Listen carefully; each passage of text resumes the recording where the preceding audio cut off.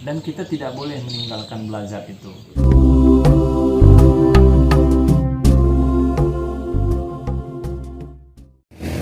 Assalamualaikum warahmatullahi wabarakatuh. Kembali lagi di channel YouTube Pejuang Dakwah Agara. Karena yang di channel ini kita akan membahas bagaimana perjalanan seorang dai, seorang ustaz, seorang teguh dalam menyebarkan syiar-syiar agama Islam di Kabupaten Aceh Tenggara.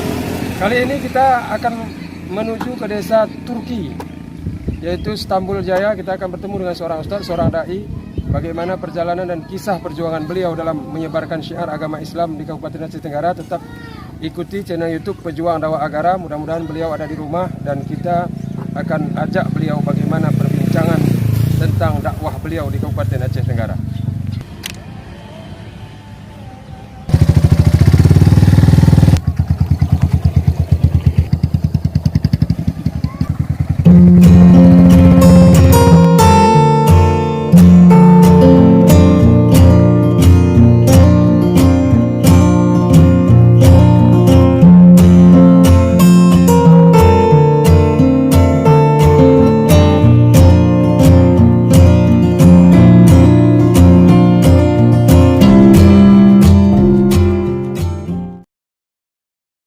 Sahabat Pejuang Dakwah Agara dimanapun Anda berada, saat ini Alhamdulillah kita sudah sampai di kediaman Ustadz Tengku Abdul Kamil SKD SPDI. Alhamdulillah beliau berada di rumah. Kita akan ajak beliau bagaimana cerita perjuangan dakwah beliau dalam menyiarkan syiar-syiar agama Islam di Kabupaten Aceh Tenggara.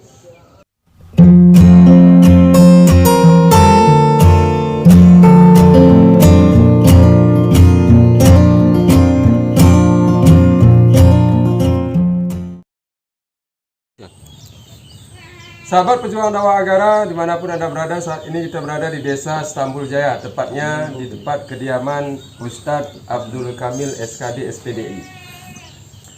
Kita akan berbincang bagaimana perjalanan dakwah beliau dalam menyebarkan syiar-syiar agama Islam di Kabupaten Aceh Tenggara. Alhamdulillah beliau telah hadir bersama kita. Assalamualaikum Ustadz. Waalaikumsalam warahmatullahi. Ustadz, kita berada di channel YouTube Pejuang Dakwah Agara. Di channel ini kita membahas bagaimana perjalanan dan perjuangan seorang dai dalam memperjuangkan ataupun menyebarkan syiar-syiar agama Islam di Kabupaten Aceh Tenggara. Ustadz, mendengar kata dakwah, menurut Ustadz apa itu dakwah? Baik, dakwah itu pada umumnya adalah mengajak manusia-manusia atau umat-umat ke jalan yang baik. Tentunya mengajak kepada agama Allah Subhanahu wa taala dan Rasulullah sallallahu alaihi wasallam.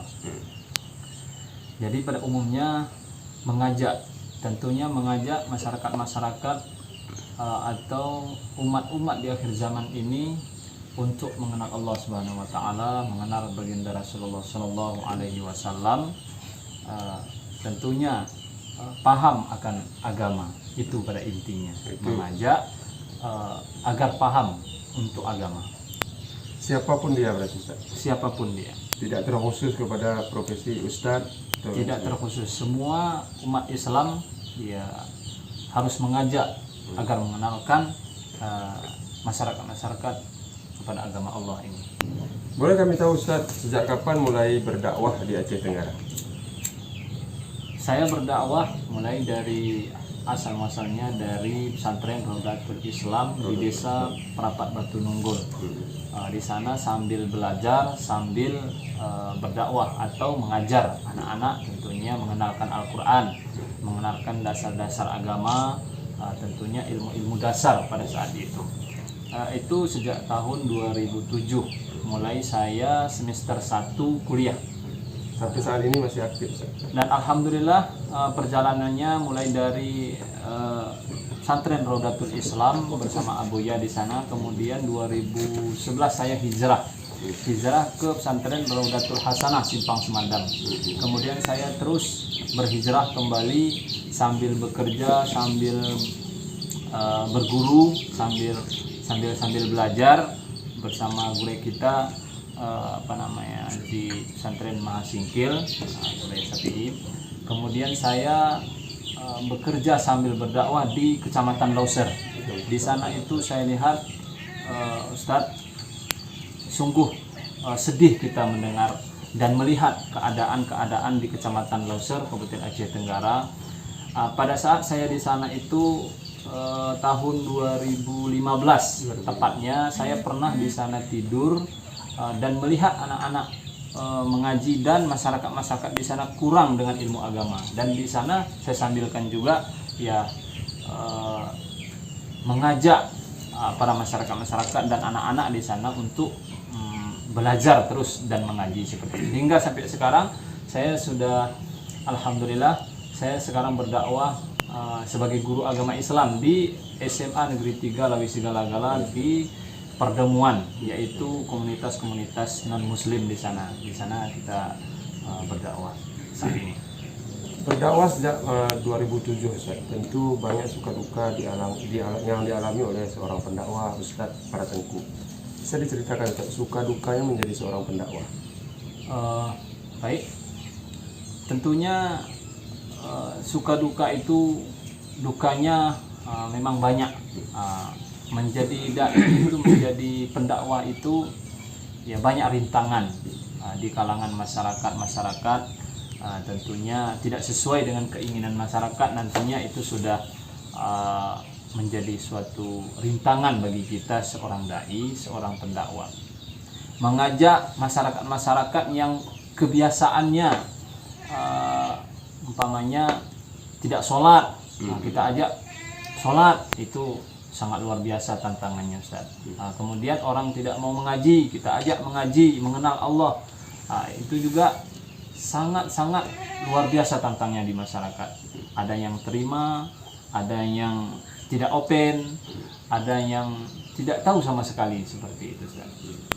Kalau itu dukanya, Ustaz. Bahagia yang menjadi seorang dai? Bahagianya menjadi seorang dai, saya rasakan kita banyak saudara-saudara, banyak silaturahim, banyak kita kenal. Suatu saat kita nanti di mana-mana kita jumpa, kita sudah ada di sana saudara kita. Seperti itulah, itu bahagianya.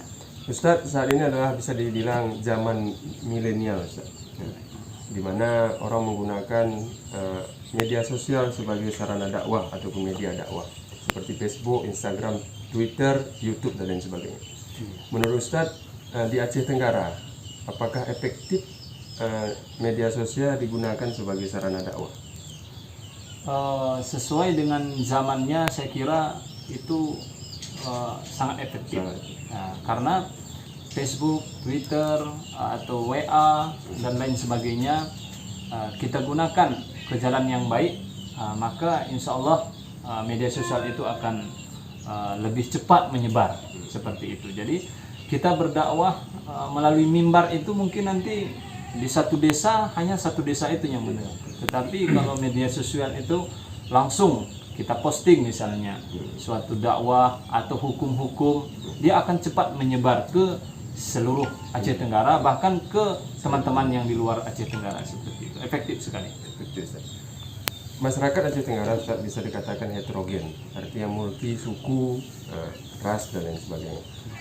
Selama berdakwah sejak 2007 sampai saat ini, metode apa yang Ustaz terapkan untuk suku yang heterogen ini?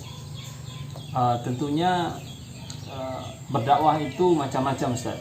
Ada di mimbar, ada nanti Isra Mi'raj, ada maulid, ada juga pengajian. Metode itu bermacam-macam tergantung daerahnya. Daerah perkotaan nanti mungkin lain metodenya, tapi di perkampungan saya perhatikan itu balai pengajian seperti yang kita buat di sini. Kemudian ada pengajian anak-anak, kemudian ada pengajian orang-orang tua atau remaja, seperti itu. Jadi efektifnya setiap perkampungan di Aceh Tenggara ini ya, kalau bisa kita buat pengajian-pengajian mengenalkan tauhid, fikih, tasawuf kepada masyarakat, agar masyarakat itu tahu dan berfungsilah makna dakwah itu di Kabupaten Aceh Tenggara ini. Oke, Ustaz. Selain ilmu yang dimiliki oleh seorang dai yang harus mumpuni, menurut Ustaz, apalagi yang harus dipersiapkan seorang dai, seorang pendakwah, seorang ustaz? Tentunya sesuai dengan zaman sekarang ini, IT perlu juga, saya kira itu sangat butuh juga dikuasai oleh Ustadz. Kemudian retorika bahasa perlu juga di apa namanya dipersiapkan. Dan tidak kalah pentingnya, yang paling penting adalah seorang dai itu selalu mengulang, selalu berguru kepada ahlinya, karena seorang ustadz atau seorang dai kita itu tidak menguasai semua ilmu. Maka tentunya ada guru-guru besar kita, tuan-tuan guru kita, para alim ulama kita. Di sana nanti ada ahli ilmu tauhid misalnya. Maka kekurangan kita dalam ilmu tauhid itu bisa nanti kita gali dari satu tuan guru tersebut. Kemudian di sana nanti ada ilmu fikihnya, tasawufnya. Jadi lengkap, saling melengkapi seperti itu, Ustaz. Kemudian Ustaz, tadi kami kutip bahwa Ustadz sebagai guru agama di daerah SMA Negeri 3 Lawisgala. Iya. Kalau nggak salah tadi Ustadz katakan bahwa itu daerah non Muslim. Iya, betul sekali. Itu apa tantangannya Ustadz? Punya tantangan tersendiri kah berdakwah di daerah yang rata-rata Muslim dengan berdakwah di tempat ada non Muslim? Itu memang tantangan tersendiri ya dari Ustaz. Kalau saya berdakwah di kalangan pesantren dulu, tentunya mengajar di pesantren Raudatul Islam, Raudatul Hasanah, kemudian di Balai Pengajian Furqan Al Hasanah di desa kita ini. Tentunya yang kita ajar itu adalah yang memang dasar-dasar mereka itu ada dasar agama, karena memang mereka sudah ditanamkan oleh orang tuanya pun paham dengan agama sikit-sikit lah. Tetapi di daerah perbatasan ataupun di daerah yang komunitasnya itu adalah non muslim, saya tidak bayangkan betapa mirisnya kita rasakan bahwasanya di sana pengenalan ilmu agama itu sangat kurang sekali. Tingkat SMA, Ustaz, tingkat SMA itu maaf cakapnya ya masih perlu kita perbaiki sholatnya, kita perbaiki tauhidnya, kita perbaiki dasar-dasar agamanya seperti itu. Ada tantangan tersendiri. Iya. Kemudian Ustaz, 99% pendakwah di Aceh Tenggara ini memiliki latar belakang pendidikan pondok pesantren. Apakah Ustaz juga sama?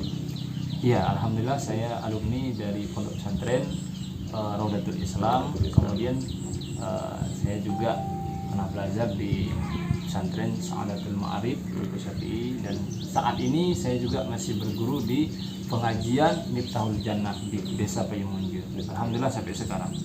Kemudian Ustaz, susah tidak mengenalkan diri sebagai ustadz, sebagai pendakwah di Aceh Tenggara? Menurut saya tidak begitu susah mengenalkan diri sebagai seorang pendai. Hanya saja kita sebagai seorang pendai itu sungguh luar biasa menjaganya, Ustaz. Hanya kita menjaga saja bagaimana seorang dai itu menjaga dirinya menjadi seorang dai seperti itu. Itu agak susah.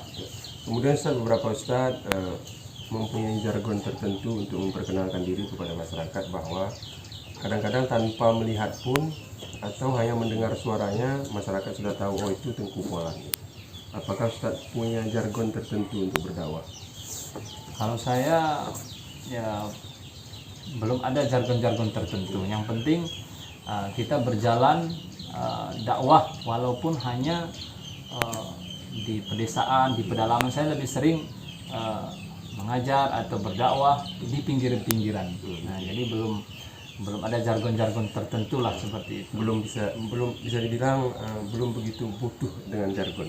Ya butuh, tetapi target saya hanya berdakwah agar ya anak-anak kita, masyarakat kita mengenal akan yang kita sampaikan ini, akan agama Allah ini. Itu saja, tidak ada harus harus mempunyai jargon, harus ada nama dan terkenal.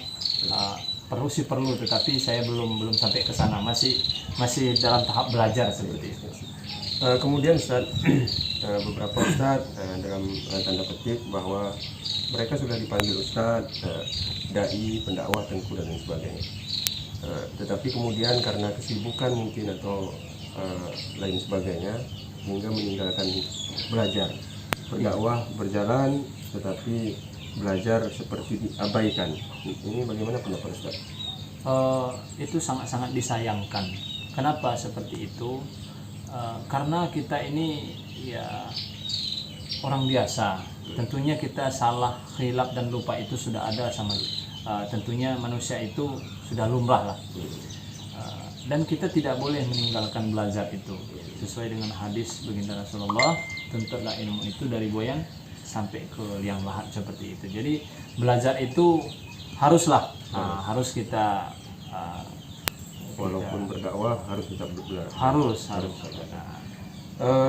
Kemudian Ustaz, apakah termasuk tantangan tersendiri? Misalnya Ustaz Polan bilang ini hukumnya A, kemudian Ustaz B ini hukumnya C misalnya. Itu bagaimana Ustaz menanggapi hal seperti ini?